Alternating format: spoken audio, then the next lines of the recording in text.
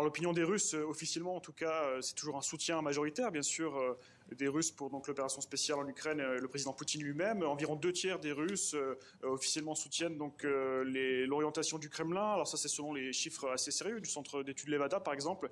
Mais il faut bien comprendre qu'également dans un contexte comme celui de la Russie, où les voix dissonantes sont pour le moins réprimées désormais, eh bien peut-être que les gens n'ont pas forcément toute la latitude pour dire ce qu'ils pensent, ou en tout cas donner leur expression totale. Mais c'est vrai qu'il y a encore un soutien majoritaire, une division régionale assez forte tout de même entre Moscou et Saint-Pétersbourg, comme souvent en Russie. Les régions sont plus loyales au Kremlin généralement, mais surtout aussi l'atmosphère, on sent un peu une sorte de désintérêt, si vous voulez. Un peu les gens tournent le regard et détournent l'attention de ce qui se passe en Ukraine, ne veulent pas s'y intéresser parce qu'ils savent que c'est une situation difficile de crise également pour la Russie.